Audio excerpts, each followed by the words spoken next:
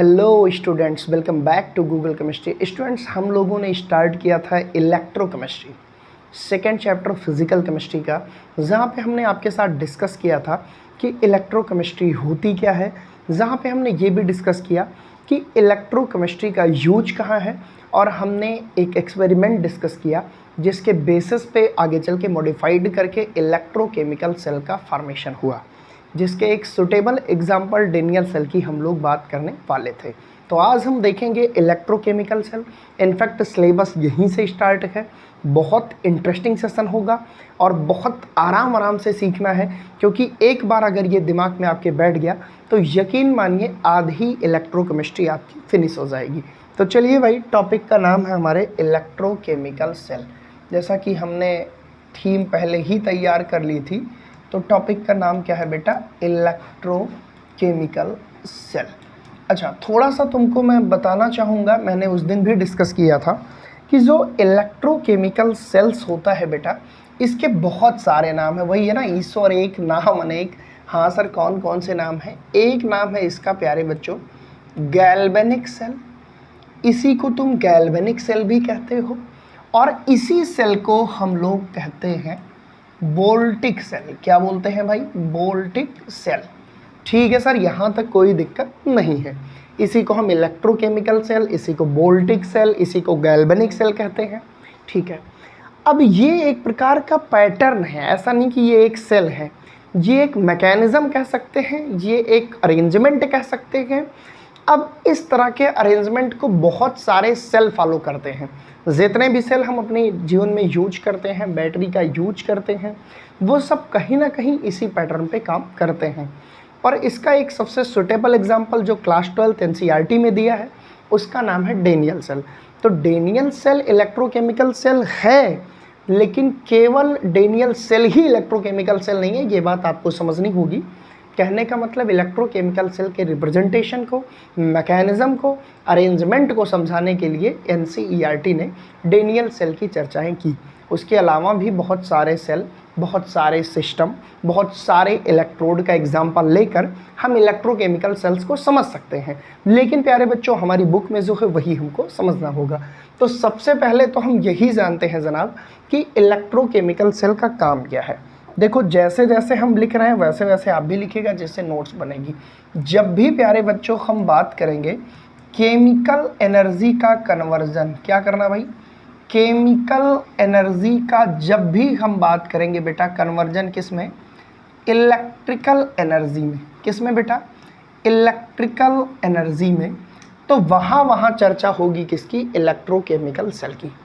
क्योंकि chemical energy को electrical energy में कन्वर्ट करने वाले सेल को ही हम लोग बोलते हैं इलेक्ट्रोकेमिकल सेल। अगर हम इसकी डेफिनेशन लिखना चाहें थोड़ा अच्छे से, तो एग्ज़ाम में मान लो पूछ लिया, तो हम क्या लिखेंगे? हम ऐसे लिखेंगे, those cells which convert chemical energy, which convert chemical energy into electrical energy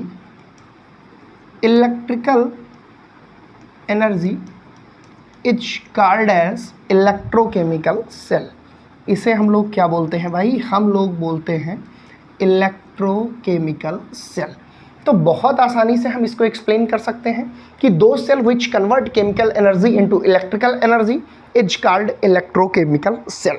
अच्छा, ये जो इलेक्ट्रोकेमिकल सेल केमिकल एनर्जी का कन्वर्जन करता है इलेक्ट्रिकल एनर्जी में, ये एक स्पॉन्टेनियस प्रोसेस है। स्पॉन्टेनियस का मतलब मैंने आपको बताया था, नहीं तो आपके दिमाग में क्वेश्चन आएगा सर ये कैसे होता है। तो बेटा, ये एक स्पॉन्टेनियस प्रोसेस है। अब स्पॉन्टेनियस प्रोसेस का मतलब कि जो चीज़ खुद से हो रही है, जैसे बारिश होती है, या हम कहें झरना गिरता है, हवा चलती है, तो हम चलवा नहीं रहे हैं बेटा, ये स्पॉन्टेनियस है। ठीक है, तो ये जो केमिकल एनर्जी का इलेक्ट्रिकल एनर्जी में कन्वर्जन है, ये स्पॉन्टेनियस है। इसको हम किसके अंतर्गत पढ़ते हैं बेटा? हम पढ़ते हैं इलेक्ट्रोकेमिकल सेल के। अच्छा, ये केमिकल एनर्जी इलेक्ट्रिकल एनर्जी में जो कन्वर्ट होती है, स्पॉन्टेनियस प्रोसेस है। ये प्रोसेस कौन सी होती है? Spontaneous redox process. अब बेटा ये रिडॉक्स प्रोसेस क्या है? रिडॉक्स प्रोसेस क्लास 11th में आपने एक चैप्टर पढ़ा होगा। अगर हम बात करें बेटा रिडॉक्स का, तो रिडॉक्स में दो वर्ड इंक्लूड हैं। ऑक्स का मतलब हम कह सकते हैं कि ऑक्सीडेशन की बात हो रही है, और रिड का मतलब हम कह सकते हैं कि रिडक्शन की बात हो रही है। यानी कि यहाँ पे ऑक्सीडेशन और रिडक्शन दोनों एक साथ होते हैं।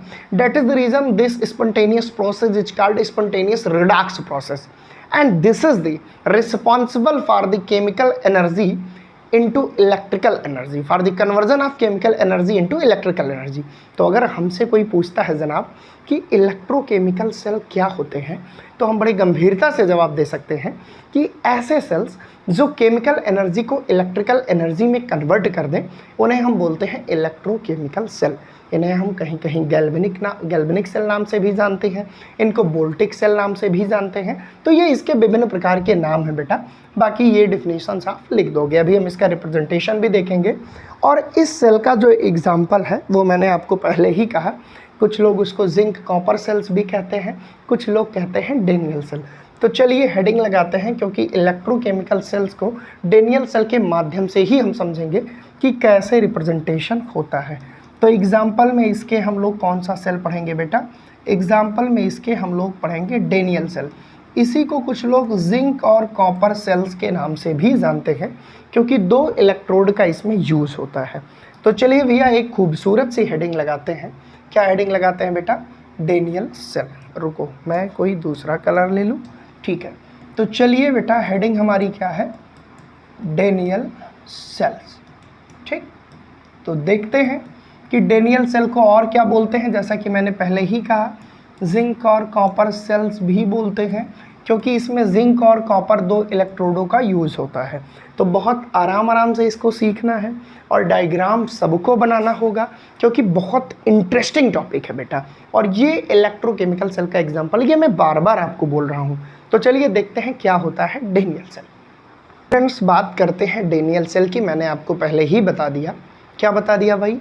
कि जिंक और कॉपर सेल नाम से भी हम इसको जानते हैं, क्योंकि इसमें हम दो इलेक्ट्रोड का यूज करते हैं। अच्छा, इस सेल को पढ़ने के पहले बेटा कुछ बेसिक चीज़ें आपको जानना बेहद ज़रूरी है, क्योंकि ये जो सेल है स्पॉन्टेनियस रिडॉक्स प्रोसेस पर आधारित है। अगर आपको रिडॉक्स रिएक्शन और ऑक्सीडेशन और रिडक्शन के बारे में जानकारी नहीं है, तो निश्चित रूप से आप इसको नहीं समझ पाएंगे। तो चलिए हम लोग स्टार्ट करते हैं। सबसे पहले बेसिक्स थोड़ा सा कि क्या होता है ऑक्सीडेशन। मैं मानता हूँ कि कुछ बच्चों को पता होगा, मैं ये भी मानता हूँ कि कुछ बच्चों को नहीं पता होगा। तो कोई दिक्कत नहीं है भाई, जिनको पता है वो 1-2 सेकंड भगा देंगे, जिनको नहीं पता वो मेरे साथ ये चीज़ें जान लें, क्योंकि इस पूरे चैप्टर में इनका यूज़ बहुत बारीकी से होना है। ऑक्सीडेशन का मतलब बेटा देखो, ऑक्सी वर्ड से एक चीज़ जान लो तुम, क्या? Addition of oxygen. थोड़ा साफ साफ लिख दीजिए सर। बिल्कुल बेटा, addition of oxygen is called oxidation. बेटा यहाँ ऑक्सीजन का एडिशन हो रहा है। यहाँ रिड का मतलब रिमूवल, तो हम क्या लिख सकते हैं? Removal of oxygen is called reduction. देखो डेफिनेशन हमारी तैयार हो रही है। सर और क्या लिख सकते हैं? बिल्कुल मैं सारी चीज़ें बताऊंगा। और हम लिख सकते हैं बेटा removal of hydrogen. Removal of hydrogen यहाँ पे बेटा, क्योंकि रिमूवल हो रहा है ऑक्सीडेशन में, तो रिडक्शन में क्या होगा? एडिशन ऑफ हाइड्रोजन, क्योंकि ये अपोजिट होता है। ठीक है। अच्छा, जो तीसरा और सबसे ज़्यादा ज़रूरी है वो है बेटा रिमूवल ऑफ इलेक्ट्रॉन। रिमूवल अगर कहीं पे हो रहा है इलेक्ट्रॉन का, तो हम उसे क्या बोलेंगे भाई? ऑक्सीडेशन हो रहा है। वहीं पर बेटा एडिशन अगर हो रहा है, एडिशन ऑफ इलेक्ट्रॉन और गेन ऑफ इलेक्ट्रॉन, तो हम क्या बोलेंगे जनाब? रिडक्शन हो रहा है। अच्छा सर, ऑक्सीडेशन स्टेट के टर्म में क्या होता है? ऑक्सीडेशन स्टेट के टर्म में बेटा, अगर ऑक्सीडेशन नंबर पॉजिटिव में बढ़ रही है तो ऑक्सीडेशन होगा, और अगर जनाब ऑक्सीडेशन नंबर पॉजिटिव में घट रही है तो क्या होगा? तो रिडक्शन होगा। तो बेटा ये बहुत बेसिक चीज़ है जिनका यूज़ इस चैप्टर में होना है, और मुझे लगता है कि गूगल केमिस्ट्री पे अगर कोई भी बच्चा पढ़ रहा है तो उसके एकदम बेसिक से चीज़ों को क्लियर करना मेरी जिम्मेदारी हो जाती है। तो ये था ऑक्सीडेशन रिडक्शन। अब मैंने आपको कहा कि जो डेनियल सेल है, क्योंकि इलेक्ट्रोकेमिकल सेल का एक एग्जाम्पल है, डैट मीन्स ये तो एकदम क्लियर है कि भैया ये केमिकल एनर्जी को इलेक्ट्रिकल एनर्जी में कन्वर्ट करेगा। ठीक है, बेसिक्स मैंने डिस्कस कर ही दिया। अच्छा, थोड़ा सा मैं अगर आपको डिस्कस करना चाहूँ, एक ट्रिक दे दे रहा हूँ जिससे आपको चीज़ें बहुत बेहतरीन लगेंगी। एक ट्रिक है बेटा, और उस ट्रिक का नाम है लोन। ये लोन सर क्या कह रहे हैं बता रहा हूँ मैं, इसको दूसरे स्लाइड पे ले चलना चाह रहा हूँ बेसिक्स के बाद, और यहाँ के माध्यम से आपको कुछ चीज़ें याद दिलाना चाह रहा हूँ। जब हम अभी रिप्रेजेंटेशन करेंगे डेनियल सेल का, तो वहाँ पे ये चीज़ें हमारी बहुत काम आएंगी। देखो भाई, एक ट्रिक है कह सकते हैं इसको, और ट्रिक क्या लगभग सारे टीचर्स के पास है, हम ऐसा नहीं कह सकते कि GCN के पास ही होगा। ठीक है, ये ट्रिक है बेटा लोन। अच्छा, इसका मतलब क्या है, मैं कुछ चीज़ें तुमको याद कराना चाह रहा हूँ जिससे आगे चल के प्रॉब्लम ना हो। L से होता है बेटा लेफ्ट, क्या होता है लेफ्ट। O से होता है बेटा ऑक्सीडेशन, क्योंकि अभी हमको क्या पढ़ना है, अभी हमको दो इलेक्ट्रोड के बारे में पढ़ना है। जैसा कि मैंने पहले ही कहा कि जिंक और कॉपर सेल हमको पढ़ना है। That means we can say that कि जिंक और कॉपर के इलेक्ट्रोड के बारे में पढ़ना है। तो किस पर ऑक्सीडेशन होगा, किस पर रिडक्शन होगा, किस साइड ऑक्सीडेशन होगा, किस साइड रिडक्शन होगा, किस पे नेगेटिव चार्ज होगा, किस पे पॉजिटिव चार्ज होगा, एनोड पे क्या होगा, कैथोड पे क्या होगा, ये सारी बातें अगर पहले ही क्लियर रहें तो बड़ा मज़ा आ जाएगा। तो L for left, O for oxidation, और A फॉर क्या होता है भाई, A फॉर होता है एनोड। ठीक है सर, और N फॉर नेगेटिव, नेगेटिव। ठीक है, तो ये लोन एक ट्रिक है जो कह रहा है कि लेफ्ट वाले इलेक्ट्रोड पे क्या होगा भाई, ऑक्सीडेशन होगा। ऑक्सीडेशन किस इलेक्ट्रोड पे होगा, एनोड पे होगा, और एनोड पे कौन सा चार्ज होगा बेटा, नेगेटिव चार्ज होगा। इसी के जस्ट अपोजिट अगर हम कहें राइट साइड की बात कर लें, तो अब क्योंकि जस्ट अपोजिट होगा दूसरे इलेक्ट्रोड पे, तो आइए हम उसकी भी बात कर लें। यहाँ लेफ्ट है, यहाँ राइट होगा। ऑक्सीडेशन होगा तो राइट पे हमेशा क्या होगा बेटा, राइट पे हमेशा रिडक्शन होगा। और यहाँ एनोड है तो यहाँ 100% जहाँ रिडक्शन होगा वो किस पे होगा, वो कैथोड पे होगा। यहाँ नेगेटिव चार्ज है तो इट इज़ श्योर डैट कि यहाँ कौन सा चार्ज होगा बेटा, पॉजिटिव होगा।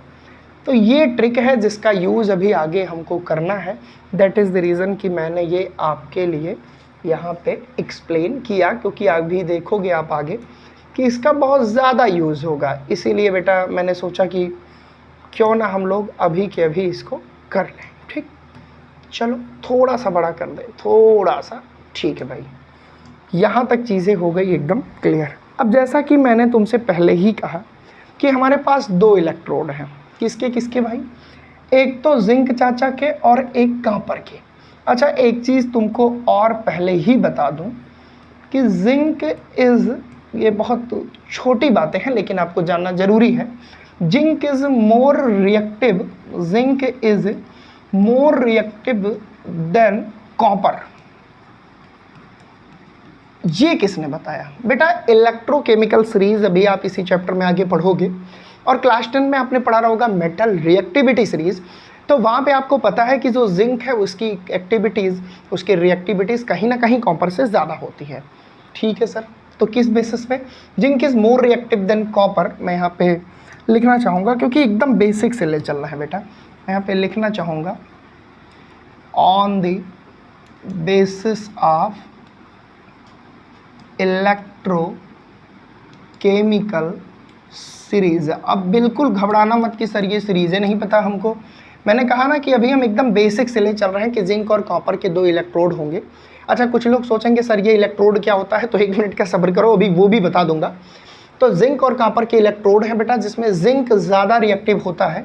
किससे भाई, Cu से। कैसे पता चला, इलेक्ट्रोकेमिकल सीरीज से पता चला। और एक बात ये भी हमको पता है कि इलेक्ट्रोकेमिकल सीरीज में जो ऊपर रहता है उसका क्या होता है बेटा, उसका होता है ऑक्सीडेशन। और अगर इसका ऑक्सीडेशन होगा, क्योंकि ये जो इलेक्ट्रोकेमिकल सेल्स है, ये जो डेनियल सेल है, ये एक रिडक्स प्रोसेस पर बेस्ड है। That means it is 100% sure that कि कॉपर का क्या होगा, कॉपर का होगा रिडक्शन। अब यहाँ से हम एक चीज़ का आइडिया लगा सकते हैं कि जिस इलेक्ट्रोड का ऑक्सीडेशन होगा वो कहाँ पे रहेगा, ये देखो लोन, ऑक्सीडेशन लेफ्ट साइड, और एनोड और नेगेटिव चार्ज। तो ये 100% श्योर है कि हमारा ये लेफ्ट साइड रहेगा जिंक का इलेक्ट्रोड, और कॉपर का कहाँ रहेगा, राइट साइड में रहेगा। अच्छा, अब आप सोचोगे कि सर ये इलेक्ट्रोड क्या होता है, तो 1 मिनट के लिए, केवल समझाने के लिए, कहीं लिखने के लिए नहीं आता। अगर किसी मेटल के रॉड को उसी मेटल के सॉल्यूशन में डिप किया जाए तो बेटा ऐसे कंडीशंस में इलेक्ट्रोड का फॉर्मेशन होता है। मैंने क्या बोला, मैंने बोला कि जिसका इलेक्ट्रोड बनाना है उसी के सॉल्यूशन में उस मेटल के रॉड को डुबो दो, तो ऐसे कंडीशंस पे इलेक्ट्रोड का फॉर्मेशन हो जाएगा। यहाँ तक क्लियर है? बिल्कुल। तो चलिए फिर अब शुरू करते हैं डायग्राम को, क्योंकि वही चीज़ें समझना ज़रूरी है जो आपके लिए इम्पोर्टेंट है। चलो इनको थोड़ा ऊपर कर देते हैं, या यूँ कहें तो ये सारी चीज़ें तो हमको याद ही है। हम चलते हैं नेक्स्ट पेज पे, जिससे आपको हम समझा पाएँ। और देखिएगा थोड़ा मेरा डायग्राम कमज़ोर है, जस्ट 1 मिनट, आप लोग सपोर्ट करिएगा। बहुत अच्छा चित्र नहीं बनेगा तो हंसीएगा मत बेटा, है ना। तो एक यहाँ बना लेते हैं और एक राइट में बना लेते हैं, यानी एक लेफ्ट में हमने बना लिया और एक राइट में बना लिया। आपको भी ऐसे करना है। और जैसा कि आपको पहले ही पता है कि 2 मेटल के इलेक्ट्रोड लेने हैं, तो थोड़ा सीधा सीधा बना लिया जाए। एक इलेक्ट्रोड ये हो गया जनाब, और एक इलेक्ट्रोड ये हो गया, ठीक है। आपको ये भी पता है कि ये जिसके इलेक्ट्रोड हैं उसी के सॉल्यूशन में, तो ये लेफ़्ट वाला है, क्योंकि भाई ये लेफ़्ट है, ये स्पष्ट आपको दिख रहा है, ये लेफ़्ट साइड है। और प्यारे बच्चों ये कौन सी साइड है, ये राइट साइड है। एकदम रटना नहीं है, ये जान लो, सिखा के जाऊंगा बेटा, ठीक है। अब लेफ़्ट साइड में कौन रहता है, जिंक, क्योंकि जिंक का होगा ऑक्सीडेशन।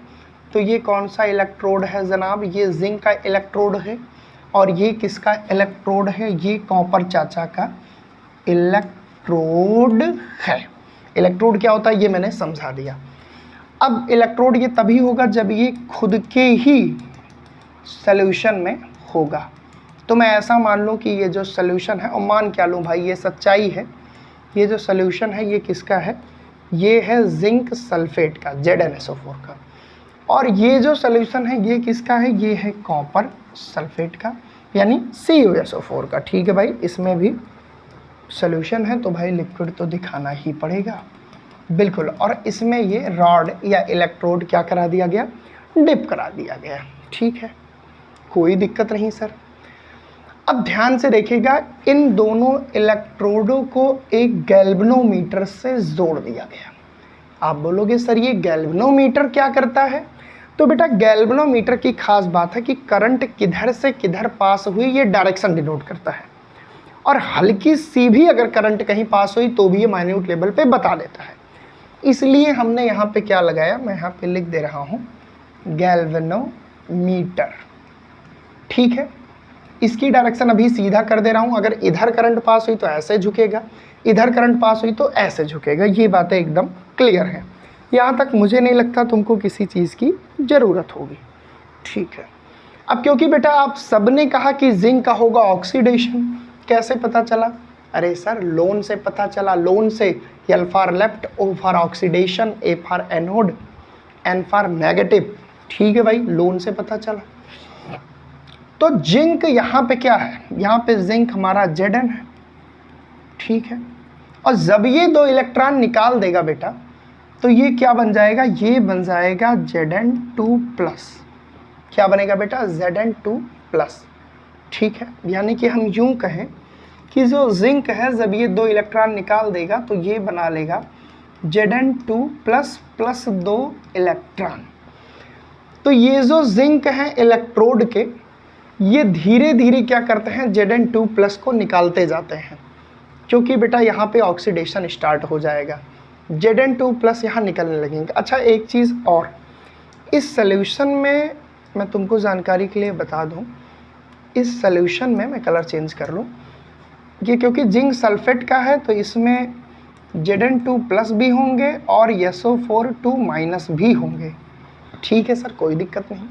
ठीक उसी प्रकार से यहाँ पे बेटा सल्फेट भी होगा और कॉपर 2+ भी होगा, ठीक है। पर ये बात हमेशा याद रखना कि जिंक का क्या होना है, जिंक का होना है ऑक्सीडेशन। मैंने आपको ट्रिक पहले ही दे दिया।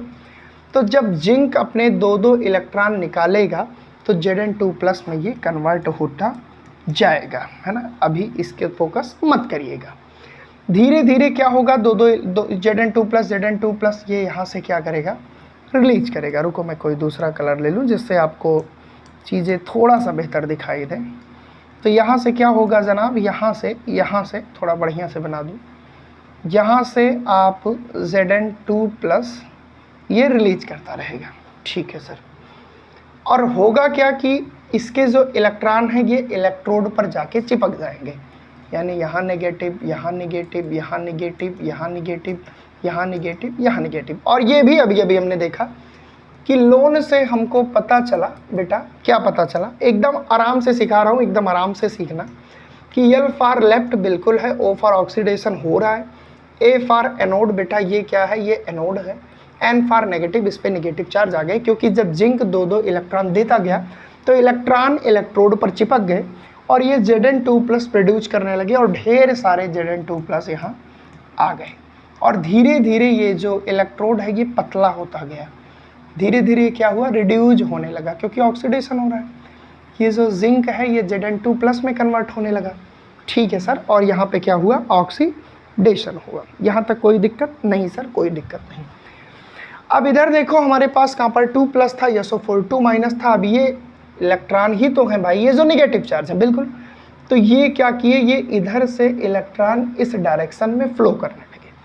अब इस इलेक्ट्रोड के थ्रू इलेक्ट्रॉन यहाँ आए और जो कॉपर यहाँ 2+ फॉर्म में था ये 2 इलेक्ट्रॉन ले लिया, वही जो वो इलेक्ट्रॉन छोड़ रहे थे ये इधर से गेन करने लगा, क्योंकि यहाँ रिमूवल ऑफ इलेक्ट्रॉन हो रहा था, तो इसे हमने बोला ऑक्सीडेशन। डिफिनीशन मैंने स्टार्टिंग में ही क्लियर कर दी थी। और यहाँ पे बेटा गेन ऑफ इलेक्ट्रॉन हो रहा है, that is the reason this is reduction. तो यहाँ पे क्या हो रहा है, ये जिंक जो है 2 इलेक्ट्रॉन रिलीज किया और ये इलेक्ट्रॉन इलेक्ट्रोड पे चिपक गए और ये जिंक 2+2+ में कन्वर्ट होते गए, क्योंकि 2 इलेक्ट्रॉन निकलता गया, ठीक है, आयन बनाते गए। और बेटा इसकी डायरेक्शन इलेक्ट्रॉनों की इधर हुई, ये इस इलेक्ट्रोड के थ्रू यहाँ पे आए। तो यहाँ पे नेगेटिव चार्ज यानी जो इलेक्ट्रॉन आए, तो ये कॉपर क्या किया, कॉपर 2+ था, ये 2 इलेक्ट्रॉन लेकर बेटा कन्वर्ट हो गया किसमें, कॉपर सॉलिड में, ठीक है।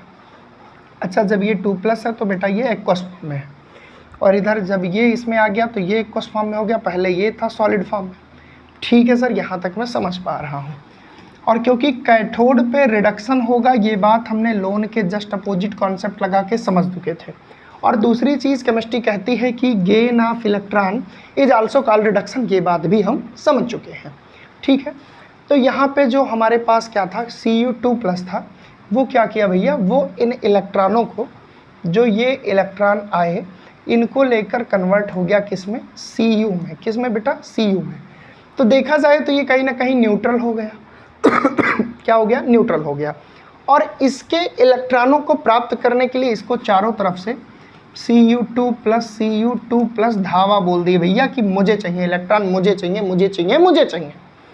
यहाँ पे जिंक का क्षरण होने लगा, जिंक की मात्रा कम होने लगी, जिंक Zn2+ आयन में कन्वर्ट होने लगा, ये जो इलेक्ट्रोड है ये पतला होने लगा, तो इस पे पूरा नेगेटिव चार्ज आ गया, एनोड पे नेगेटिव चार्ज, और कैथोड पे इलेक्ट्रोड के ऊपर पूरी तरह से बैठा पॉजिटिव चार्ज, क्योंकि कॉपर 2+ एकदम घेर लिए, मुझे चाहिए इलेक्ट्रॉन, मुझे चाहिए, जैसे छोटे बच्चे घेरते हैं जब टॉफी वॉफी लुटानी होती है, ठीक है।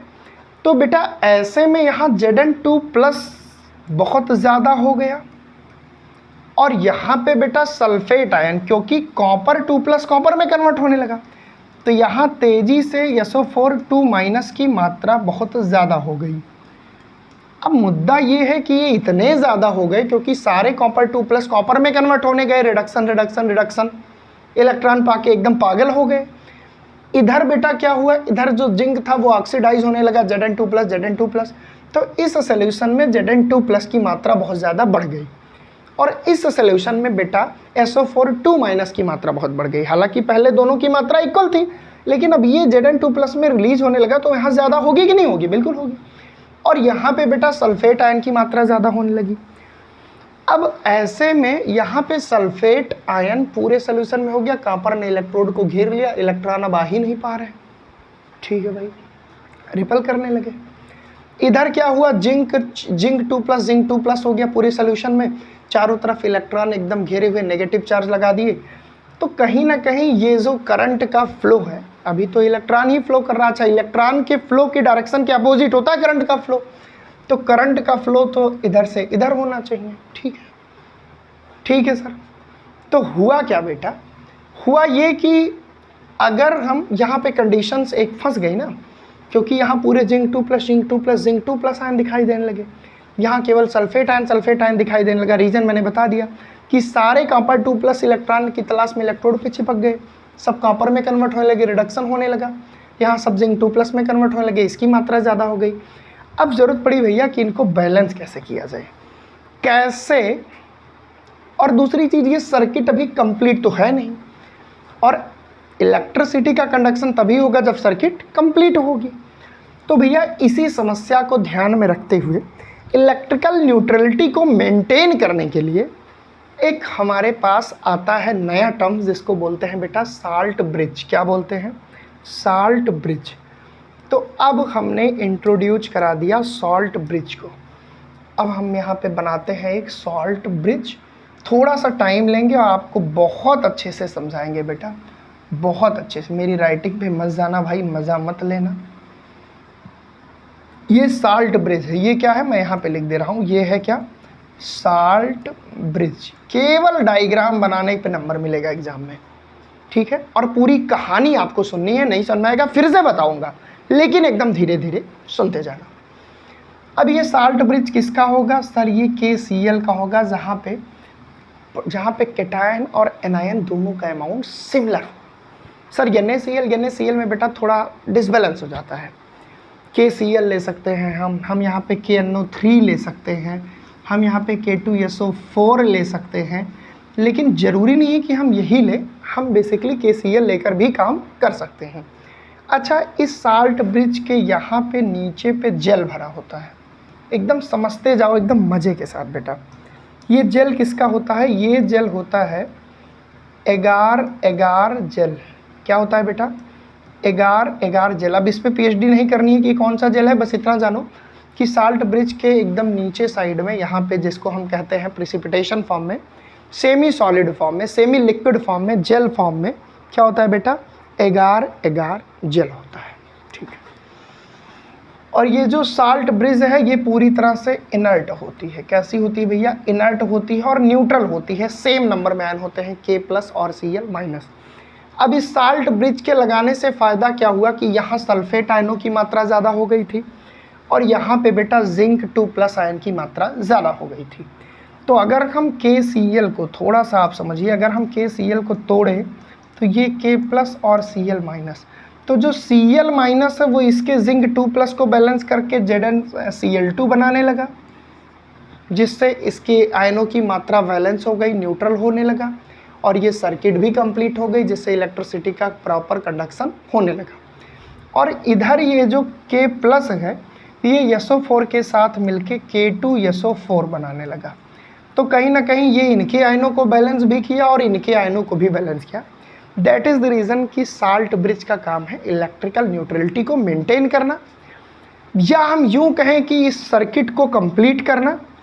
तो इस प्रकार से ये पूरा सेल का रिप्रेजेंटेशन होता है, और ये डेनियल सेल की मैकेनिज़्म है कि क्या क्या इसमें रहता है, कैसे कैसे चीज़ें होती हैं, किन किन चीज़ों का यूज़ होता है, कहाँ रिडक्शन होता है, कहाँ ऑक्सीडेशन होता है। मैं फिर से रिपीट कराना चाहूँगा बेटा कि loan, L for left, O for oxidation, A for anode. ये एनोड है, इस पर नेगेटिव चार्ज है, यहाँ ऑक्सीडेशन हो रहा है। Just opposite this is right, copper का रिडक्शन होगा, यहाँ पॉजिटिव चार्ज देखो चारों तरफ से घेर लेता है। सल्फेट आयन को बैलेंस करने के लिए K+ लिए, जिंक आयन को बैलेंस करने के लिए Cl- लिए, और ये K2SO4 और ZnCl2 में कन्वर्ट हुआ, जिससे इलेक्ट्रिकल न्यूट्रलिटी मेंटेन होने लगी। यहाँ तक मुझे नहीं लगता तुमको किसी प्रकार की कोई दिक्कत होगी। अब यहाँ इन टॉपिक्स को समझने के बाद 2 से 3 बार इस वीडियो को देख लेना अगर दिक्कत होगी।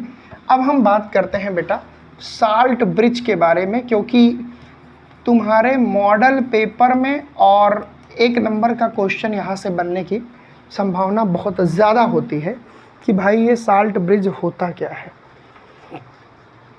तो बेटा ये इलेक्ट्रोलाइट्स फिलअप किए हुए ट्यूब रहती है ना, इलेक्ट्रोलाइट्स, है ना, कह सकते हैं कि इनर्ट रहती है। बेसिकली इसमें हम KCl ले सकते हैं, K2SO4 ले सकते हैं, KNO3 ले सकते हैं। अब इसका मतलब ये नहीं है कि और कुछ नहीं ले सकते, पर हम तुम्हारे में KCl ही लेते हैं। अच्छा सर, और साल्ट ब्रिज की क्या खास बात है? साल्ट ब्रिज की खास बात यह है कि इन एगार एगार जेल को ये लिए हुए रहते हैं। किस मीडियम में बेटा?